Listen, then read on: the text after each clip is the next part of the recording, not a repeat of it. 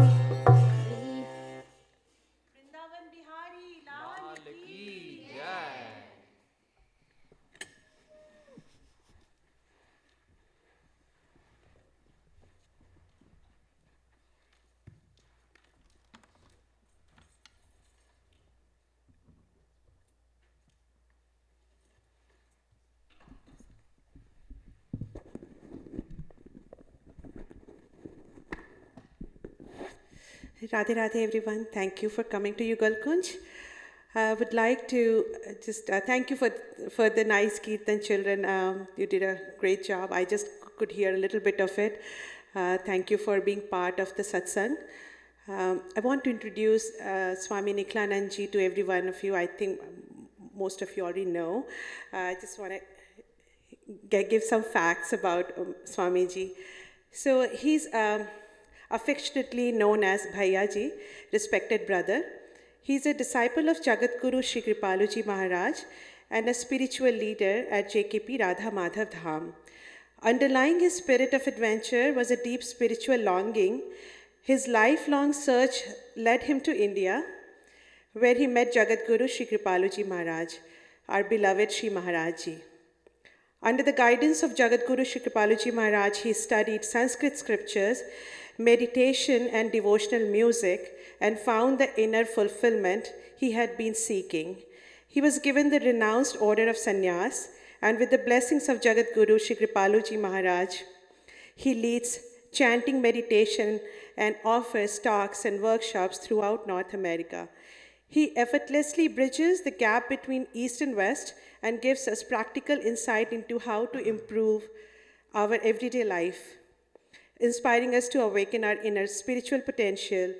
Let us enlighten our souls with his lecture series starting today, and also get to hear him today and throughout the week. So his last lecture would be on Friday, 7 to 8:30. So I welcome you again, and please join us every day from now until Friday. Thank you, Swamiji.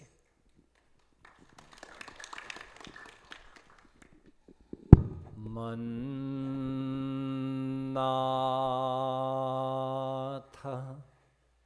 Shri Jagannatho Madguru Shri Jagadguru Madatma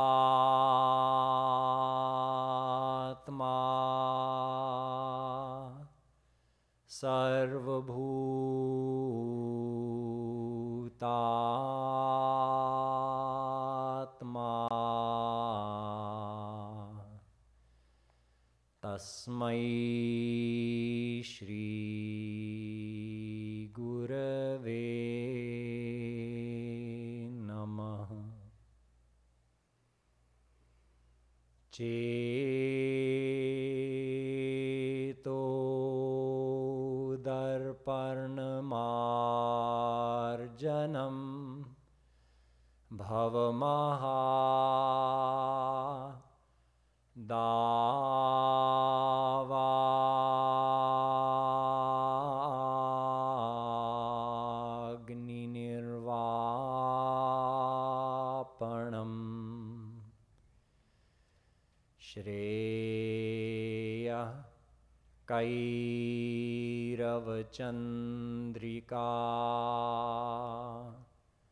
Vitaranam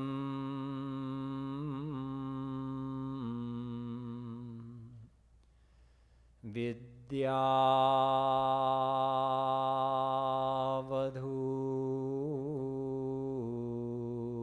Jivanam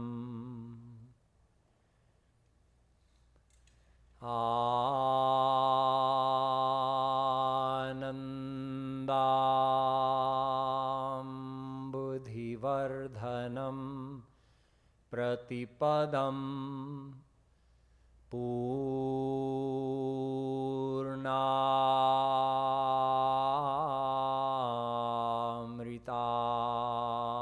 Swadanam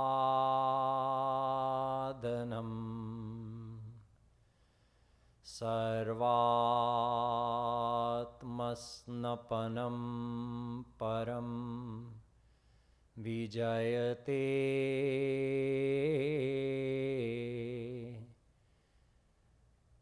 Shri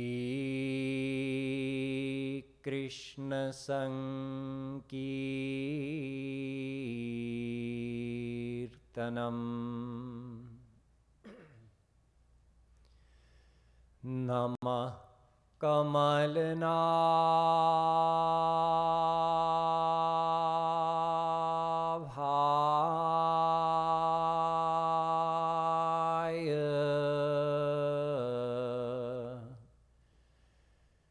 नमः कमलमालिने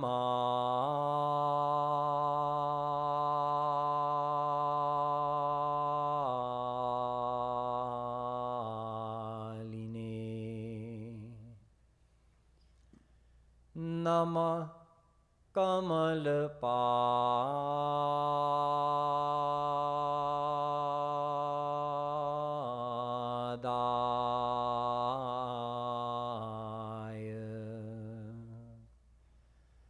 नमस्ते कमले क्षण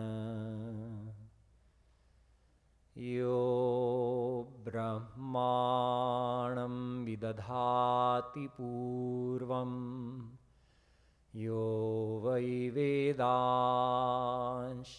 प्रहिणोति तस्मै तग्मुंह देवमात्मबुद्धिप्रकाशं मुमुक्षुर्वै शरणमहं प्रपद्ये. The divine souls, please join me for a couple minutes of Nam Sankirtan, and after that I'll begin explaining on the topic of why do devotion to Radha Krishna.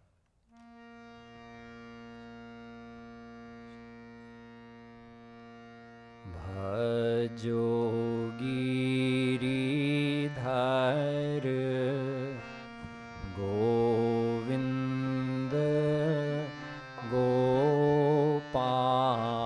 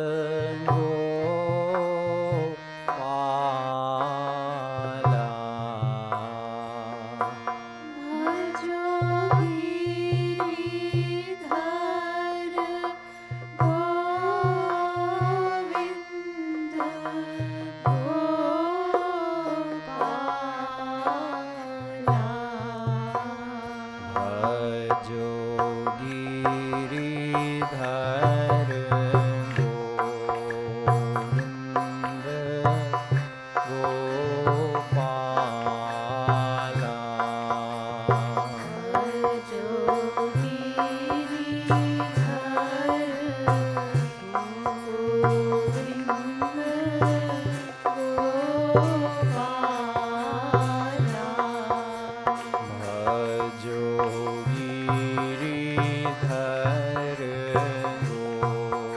Govind Gopala.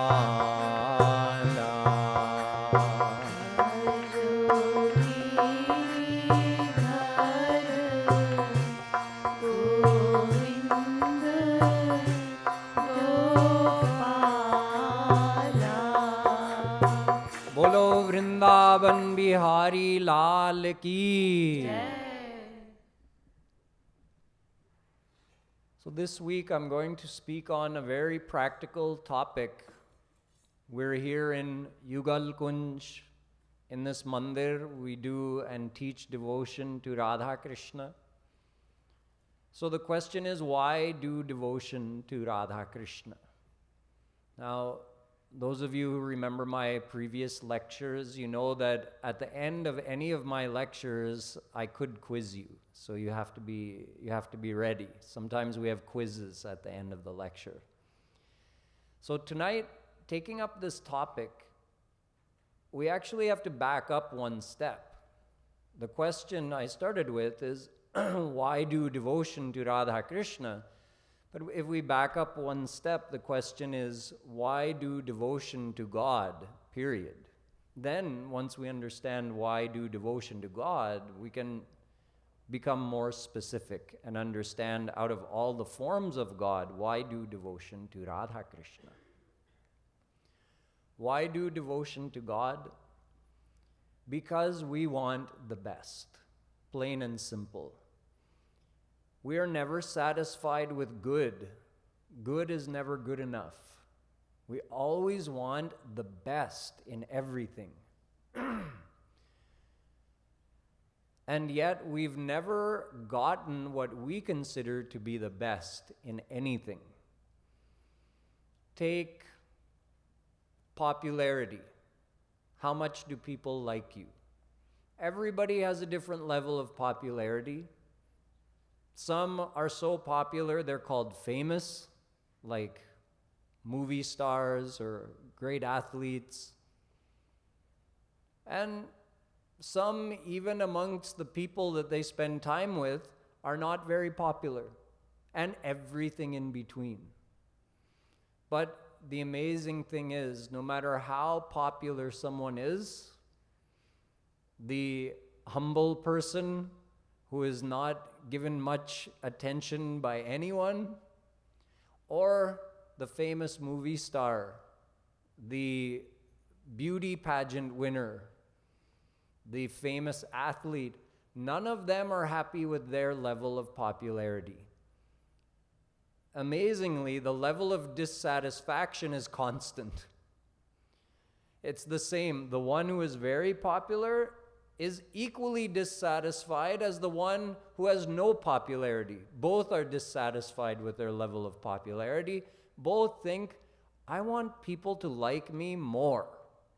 In other words, no matter what level someone gets to in being popular, they don't feel that this is the best I can do. No matter how much money someone has, everybody is equally dissatisfied with their level of wealth. The person who has to beg to get a few dollars to go and buy a sandwich, and the person who has so much money they can give away billions of dollars in charity, both are equally dissatisfied with their level of wealth. Both think, I need more.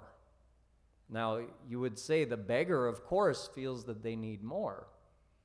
But does Bill Gates think he needs more? Does Lakshmi Mittal think he needs more? Yes, they also have that same aggravating feeling inside. It's not enough. How can I multiply it? How can I get more? In other words, nobody has the best yet. In terms of happiness, nobody feels they have the best. How happy are you feeling today? Maybe it's the happiest you've ever felt. Or maybe you can remember another time when you were happier. But whatever was your happiest day, I will bet you that on that day, you did not feel this is enough. You did not feel this is the best. There's nothing beyond this. You still felt, I want more. In other words, you're always dissatisfied. And the reason is that we don't just want good. We want the best, the absolute best in everything.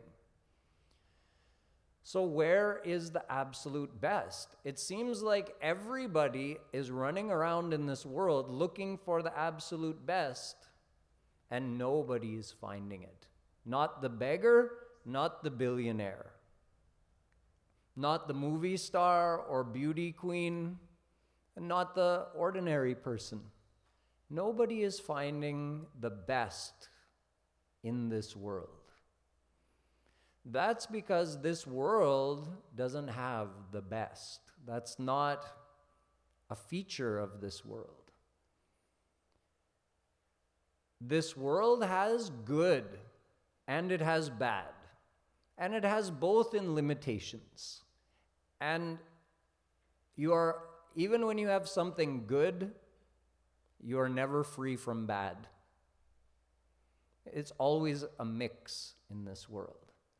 You never feel 100% good. You go and get a massage, do yoga, exercise, eat healthy, your body is still never 100% good. You're never free from problems in this world. So that's the nature of this world. You cannot find perfection in any part of this world. Not physical health, not popularity. Nobody feels that I am loved enough. Not in wealth. Nobody finds perfection anywhere. But that's what we want. We want perfection. We want the absolute best. So when everybody is running around this world trying to find that, and nobody is finding it, it means there has to be another place you can seek it, and that is God. God is the best. God is the absolute best of everything. God is perfection. You want absolute happiness? That's God. You want the type of love beyond which there is nothing, it's unlimited? That's God. You want absolute wealth? That's God. He is the absolute best of everything. So those who have attained Him, they've gotten the best. And then they feel content. And then they go on enjoying that absolute bliss forever. The interesting thing is, when you've never experienced something, how is it that you can even think to seek it? All of us want absolute, unlimited, perfect happiness. And yet all we've ever found in this world is limited happiness, imperfect happiness. Then who was the one who thought? Who was the first one to think, no, I should desire perfect happiness? Did you know that if something substantially doesn't exist, if a tattva doesn't exist, you cannot imagine it? Try to think of a color you've never seen. It's beyond our intellectual capability. Nobody can imagine a color they haven't seen. We have 5 ways of perceiving this world through our 5 senses. Try to imagine if you could invent a 6th sense. How would you perceive the world through that 6th sense? Impossible. No one can imagine it because it doesn't exist. We can only set our mind on something that is real, that exists. So my point is, if perfect happiness didn't exist, we could never think to desire for it. So then, if all we've ever experienced is the limitations of this world, how do we know to desire for God? How does our soul know to desire for perfect happiness, which is none other than God? Well, first of all, we are substantially related to God. We use the word ansh, anshi. We are ansh, he's our anshi. He is the source, and we're a part of him. And every part desires their origin. Every ansh desires their anshi. Just like a clump of dirt, if you hold it in your hand, like this bottle, small bottle, if this is ansh, if it's a clump of dirt, its anshi is the earth.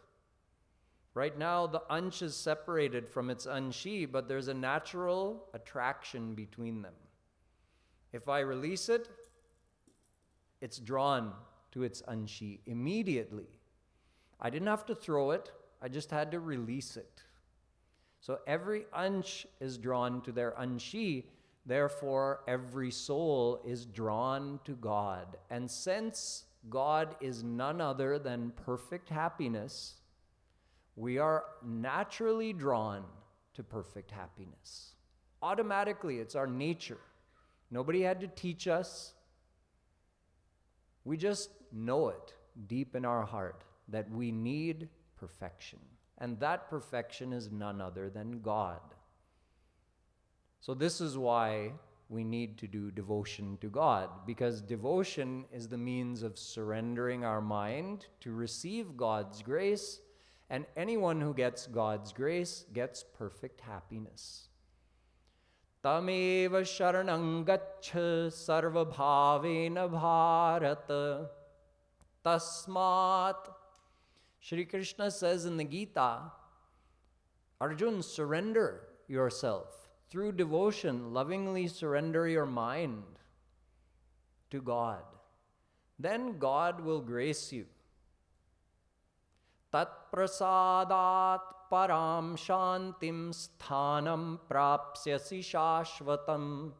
Then through God's grace, you'll attain perfect divine bliss, everlasting divine bliss. So that's why we need to do devotion to God.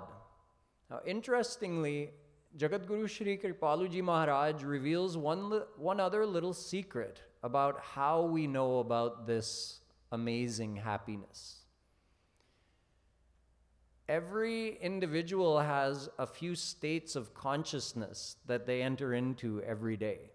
Right now we're in Jagrit Avastha, our waking conscious state. When you start to fall asleep, or when you fall asleep and you enter into your dream state, that's called Swapna Avastha. You're not conscious anymore, but you still have some activity of your brain. Then we all enter into a state called deep sleep, Sushupti Avastha. At that time, we're completely unconscious. No dreams, no thoughts, no awareness of any kind. It's a total break from being. And what happens in that state? Paramatma embraces our Atma. God gives every soul a hug when they're in deep sleep. So our soul gets a little taste of that. Sri Maharaji says that Krishna is saying, see, my child, this is just a little taste. Come for more. So that's why when we wake up, we just feel like, oh, I was sleeping so nicely. Why do I have to get up? Now the problem is, in that state of deep sleep, we're not aware to experience that blissfulness. But nonetheless, Shri Krishna gives us a little taste. So that's what we're chasing. But it's not enough just to taste it in deep sleep. We want to experience it with all our 5 senses, which is the state of God realization. So this is why we want to do devotion to God. Now, you all know that God has many forms, so why should we do devotion to Radha Krishna out of all the forms of God? So let's understand, first of all, who is Krishna, then who is Radha, and how are they related to all the forms of God, so that we can understand why here at Yugal Kunj, why do we do and teach devotion to specifically Radha Krishna. So let's start with who is Krishna. Did Krishna only become known 5,000 years ago when he was here on the earth? Or was he known before that? He was known before that because he is described in Vedas. And how old is Ved? Ved is eternal. Nishvasitamasya Veda Vikshitamasya Panchabhutani Smitametasya Characharam Suptam Chasya Mahapralaya. Ved itself tells that during the Pralay, the Ved, not just Maya and the souls, but even Ved goes inside God in a dormant type of form. And then before doing Srishti, before God manifests the universe, he exhales and Ved is reproduced, manifested. It existed before as well in the previous Srishti. So every time God manifests the universe, he starts by manifesting Ved. So Ved is an eternal divine power of spiritual knowledge. So if something is mentioned in the Vedas, it's an eternal fact. So let's see, is Shri Krishna mentioned in the Vedas? Yes, of course. In fact, there are entire sections of the Vedas just to describe about who Shri Krishna is. Like there's one Upanishad called Krishna Upanishad. There's one Upanishad called Gopal Tapaniya Upanishad. So there are huge sections of Vedas just to explain who is Shri Krishna. Let's have a little peek into the Gopal Purva Tapaniya Upanishad, one part of Ved. A question is asked, Kah paramo devaha, kasyan mrityur vibheti, kasya jnanena akhilam sarvam bhavati.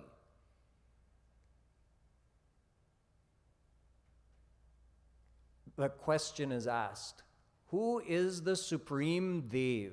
Who is supreme God? Who is the one in front of whom even Yamraj, the god of death, trembles?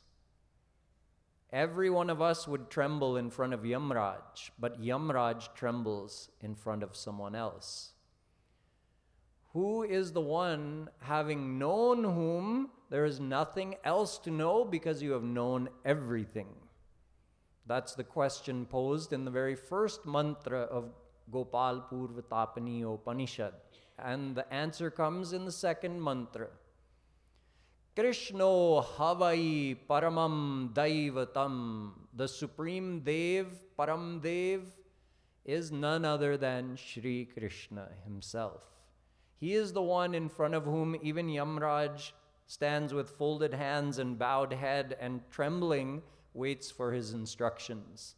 He is the one whom, if you know, there's nothing left to know because everyone and everything is in him. Tasmat Krishna eva paro devas tam dhyayet tam rasayet tam bhajet tam bhajet. The same Upanishad goes on to say, Shri Krishna is Supreme God, therefore dhyayet, meditate on him. Rasayet, get divine bliss from him. Tam bhajet, worship him and love him. So Shri Krishna is told, he's described at many places in Ved. In fact, his name is not a given name. Someone didn't decide one day to call him Krishna. His name is also eternal, just like he is eternal and Vedas are eternal. His name is defined like this. Krishi Shabdo Sattartho. Krishi, so Krishi and Rna. Krishna's name is made of two roots, Krishi and Rna, the retroflex nasal sound, Rna. So we don't actually say it correctly most of the time. We say Krishna most of the time, but it's Krishna. So Krishi Shabdo Hi Sattartho Rnaschanandarupaka Satta Swanandayor Yogat Chittananda Brahmachochyate. What does Krishna mean? Krishi means Sat, and Rna means Anand. In other words, Shri Krishna himself is Sat Chit Anand. Sat Chit Anand is the divine tattva. Just like this world is made of material energy, in the divine realm, what is everything made of? Sat Chit Anand. But over there in the divine world, it's not like here, how everything is just made of lifeless, mindless energy. The energy itself doesn't have a personality. It's not a living entity. In the divine world, when we say Sat Chit Anand, those are not like three chemicals that you combine in a test tube. Sat Chit Anand is actually Shri Krishna himself. So this is what Krishna means. The one who is unlimited Sat, unlimited Chit, unlimited Anand. Anand meaning bliss. Chit meaning divine mind, divine life. And Sat meaning eternal life, eternal existence, absolute existence. So he is Sat Chit Anand. His name also has another meaning. Karshati yoginam chetansi. Krishna also means the one who is attractive, so attractive that even great yogis who enjoy the bliss of their meditation, even those yogis' mind is attracted by the bliss of Shri Krishna. So he is all attractive. That is what his name means. So now you know that Shri Krishna is not someone who came into existence. He's not even someone who is given a name by anybody. Shri Krishna is Supreme God. He is eternally existing. His name means the one who himself is Sat Chit Anand, and the one who is so blissful and so beautiful that he is all attractive. So he is Supreme God. He is Supreme Brahm. What is Brahm? Brihati Bringhayati iti tat param Brahma. The word Brahm also has a meaning. Everything in Sanskrit has a technical meaning. It's not just something that evolved from some other sound and into some other sound, and nowadays we use that word like happens in English. Everything is scientifically reasonable in Sanskrit. So Brahm means the one who is the greatest, the best, the absolute, Brihati.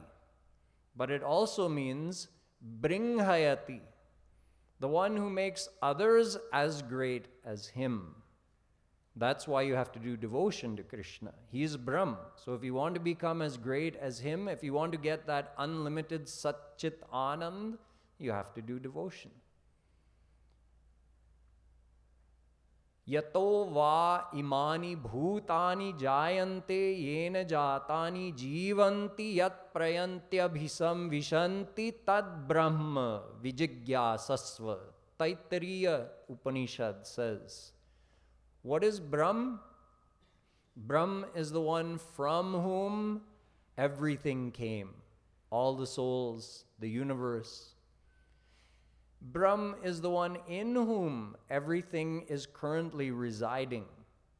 Just because we came from Krishna doesn't mean we're outside of him right now. No, he's still enveloping this universe. So we exist within him. And he is the one into whom everything returns at the time of pralay. And he is the ultimate goal, the one whom all the souls are seeking.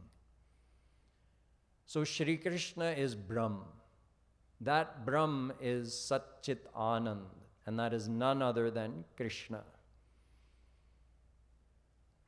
Now, there's another important scripture that tells a lot about Shri Krishna. That is the Bhagavat Puran.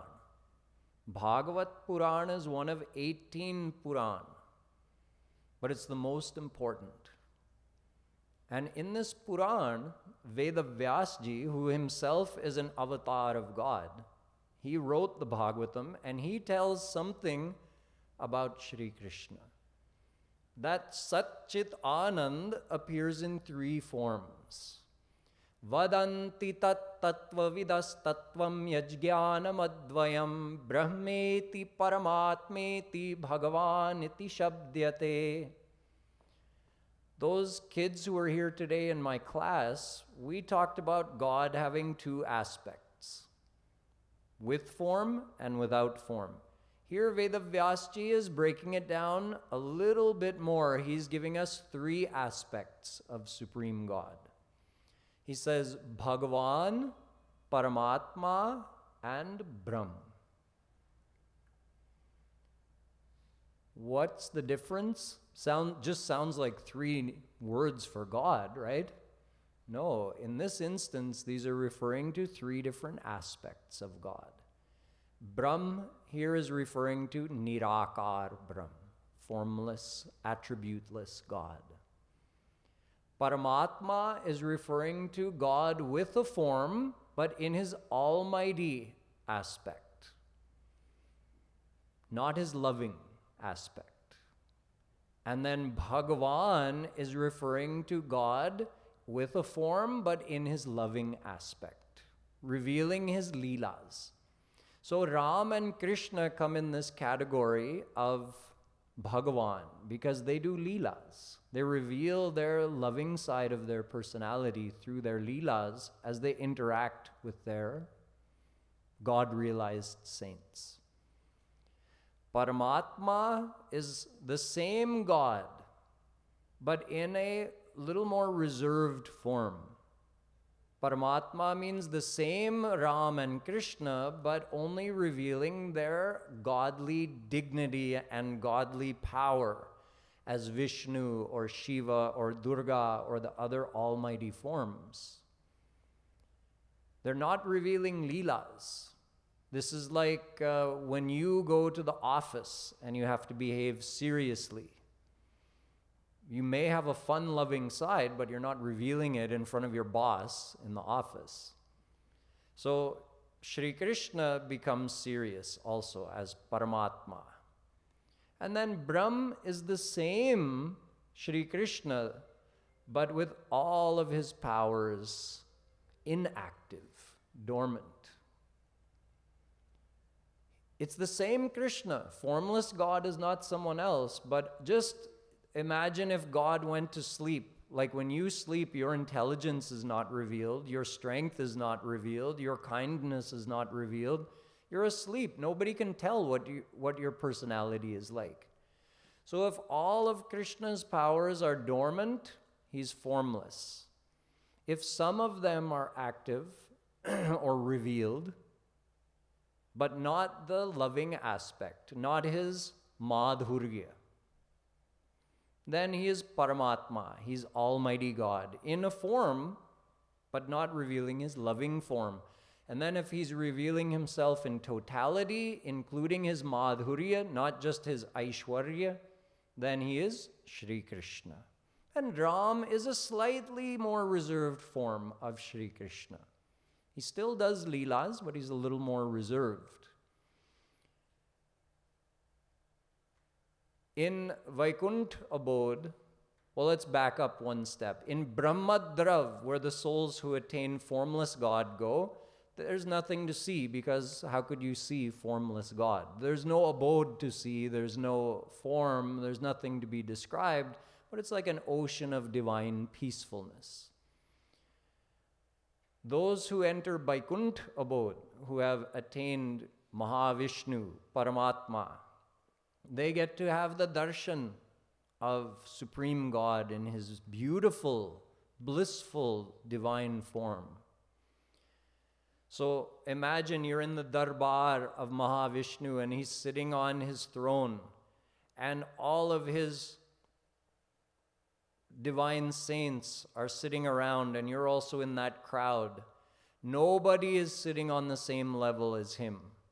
He's sitting up on the throne and everybody is admiring not only his beauty, but his greatness, his godliness.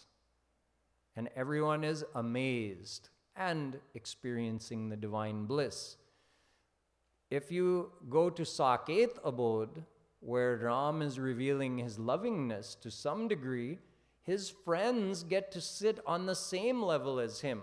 When Vibhishan came to visit Ram, he sat him on the same level. They sat and talked. When Ram spoke with Sugriv, they used to sit side by side on the same level because they were friends. And Shri Krishna, who is not requiring any type of formality from his devotees, never mind sitting on the same level with Krishna, they sit on top of him. Krishna's friends sit on his back and ride him like a horse when they're playing. Giddy up, horsey. I want to ride across this field. And Krishna gives his friends a ride. So this is all the same God. It's all none other than Satchidananda Shri Krishna. Tamekam Govindam Satchidananda Vigraham. Gopal Purvatapani Upanishad says this Shri Krishna is the very form of bliss, but that blissfulness has different tastes. The absolute loving taste where there's no formality and his friends get to play with him in any way. A little restriction of that lovingness with Sitaram, still loving, but in a formal way. And then total restriction of the Madhurya and only Aishwarya in Vaikuntha abode with the almighty forms of God. And then in Brahmadrav, formless God, just a divine peacefulness.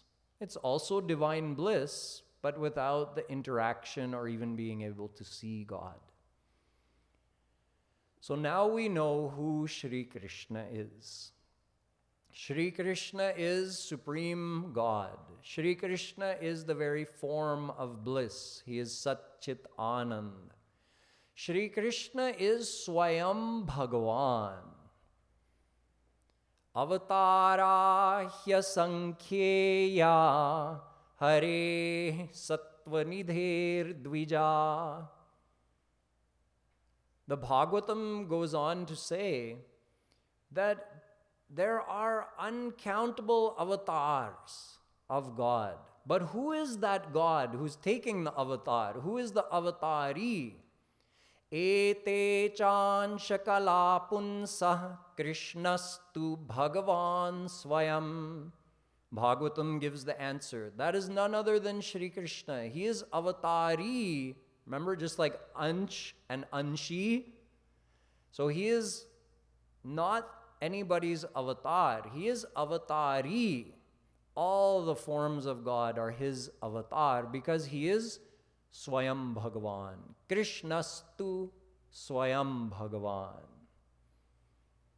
So he is the one as Bhagavan who becomes Paramatma. He himself becomes Brahm.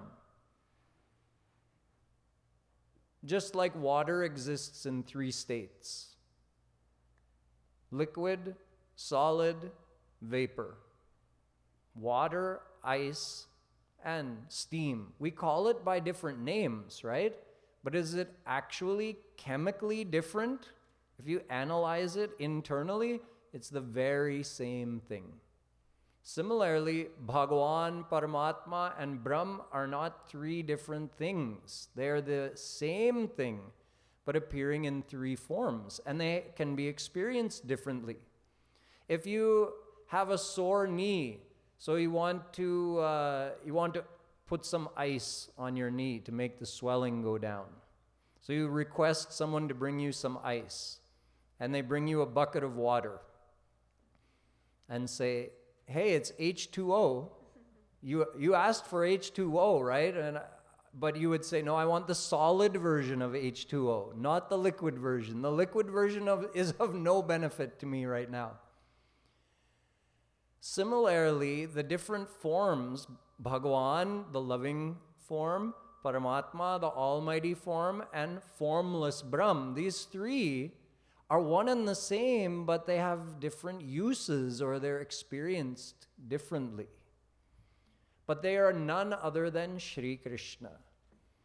So he is Bhagavan, he is Paramatma, and all the many forms of Paramatma that we call the different avatars. And he is also formless God. He is Brahm. So we've understood the basics of who Shri Krishna is. Now we have to understand who Radharani is. And then we can talk about how they're related to the other forms and why should we worship them. Boliye Vrindavan Bihari Lal Ki. So those will be the topics for tomorrow and the next days going forward. So since today was quite a technical lecture, we need to have a quiz today.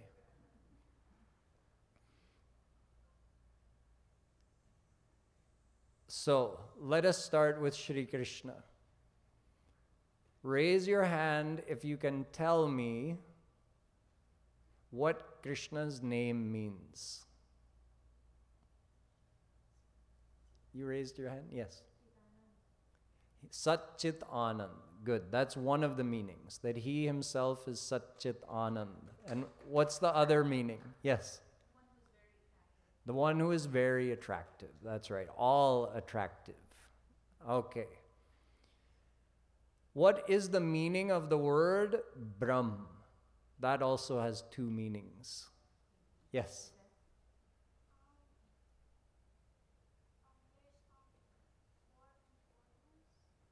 Say that a little louder.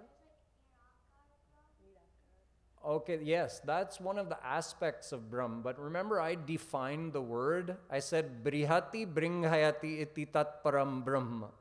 So I told you the word Brahm has 2 meanings. Today in the class, we talked about Nirakar and Sakar. That means 2 forms of Brahm, right? But here I'm asking for the definition of the word Brahm. Why do we use Brahm? What does it even mean? Pankaj bhai?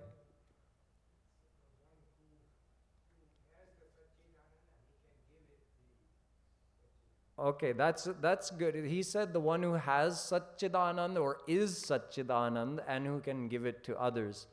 Now, I described it slightly differently also. Can someone remember? Yes. That's right. The one who is the greatest, but who can also make others great. Okay, moving forward from there. That Brahm, so in the class with the kids today, we talked about 2 aspects of that Supreme God. But tonight I made it a little more complex. I told you about 3 aspects. Who can remember what those 3 aspects are? You want to try?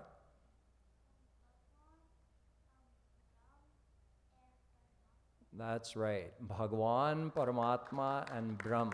Can you tell me how would you describe those 3 in English? I'm going to give, sorry, I forget your name. Aryan, you tell me.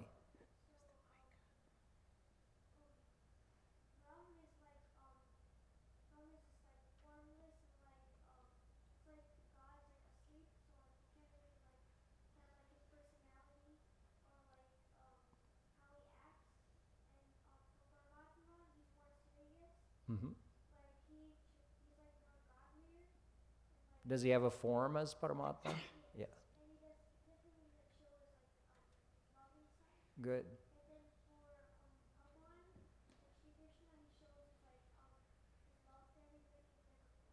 Good. Excellent. Well done. So are these three, Brahm, Paramatma, and Bhagwan, are these three separate entities? No. There's one single Shri Krishna is himself Bhagwan.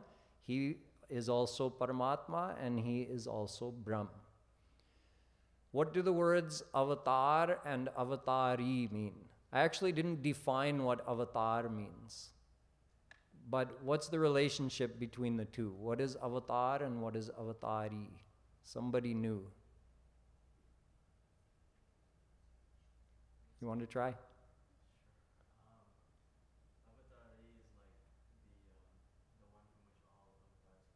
Good. Yeah. Avatar literally means to descend from a higher plane to a lower plane. So an avatar could mean, like in English, this isn't actually a word, but we're coining this word, a descension of God. Because there's no English word to actually capture what the word avatar means. It means you could say a descended form of God. So who is avatari? Krishna, that's right. Okay, what's left? I think that's it for tonight. So tomorrow we'll continue. I'll give you a little more insight into who Shri Krishna is tomorrow when I talk about his relationship with Brahma, Vishnu, and Shiva. Who are they to Shri Krishna? And then I'll go on to the topic of who is Radharani. So let us finish with a couple minutes of kirtan. We can just do Roop Dhyan. We can picture the form of Radha and Krishna in our mind, and knowing that they're so friendly and so loving, we can just imagine being with them in our mind while we do this chanting.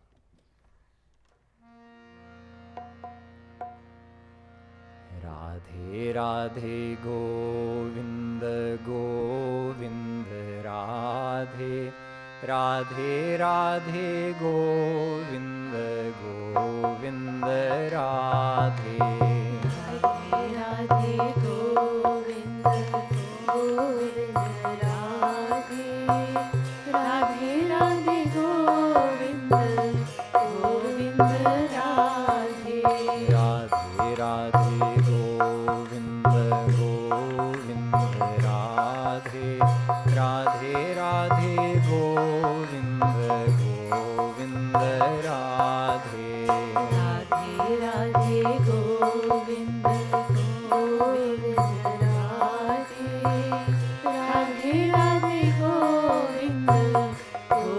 Govinda Radhe Radhe Radhe Govinda Govinda Radhe Radhe Radhe Govinda Govinda Radhe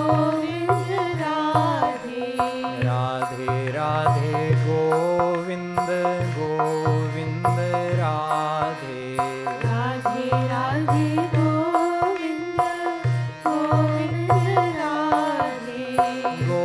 Govinda Radhe Govinda Radhe Govinda Radhe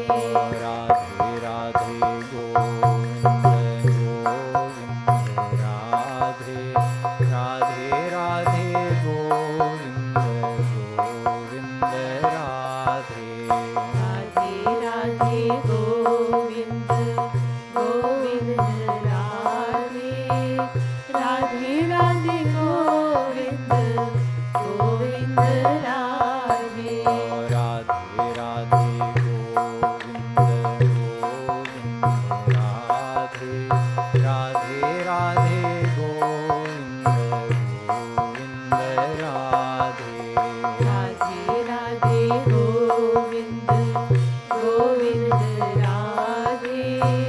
Radhe Radhe Govind Govind Radhe Radhe Radhe Govind Govind Radhe Radhe Radhe Govind Govind Radhe Radhe Radhe Govind Govind Radhe Radhe Radhe Govind Govind Radhe Radhe Radhe Govind Govind Radhe Govind Radhe Govind Radhe Govind Radhe Govind Radhe Radhe Radhe Govind Govind Radhe Radhe Radhe Govind Govind Radhe Radhe Radhe Govind Govind Radhe Radhe Radhe Govind Govind Radhe Radhe Radhe Govind Govind Radhe Radhe Radhe Govind Govind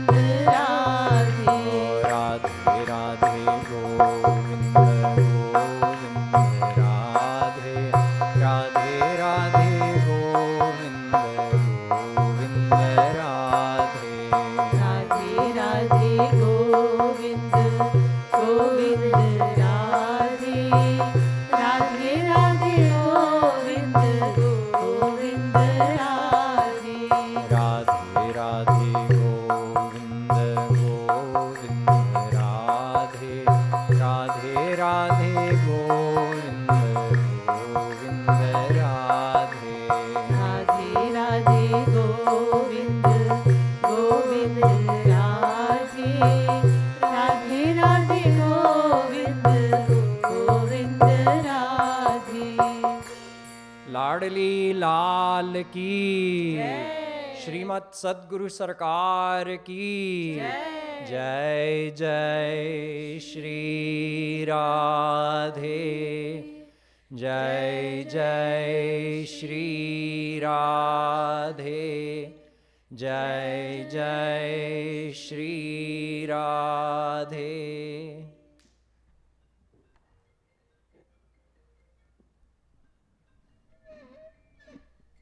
You can all come up and take the arti and prasad.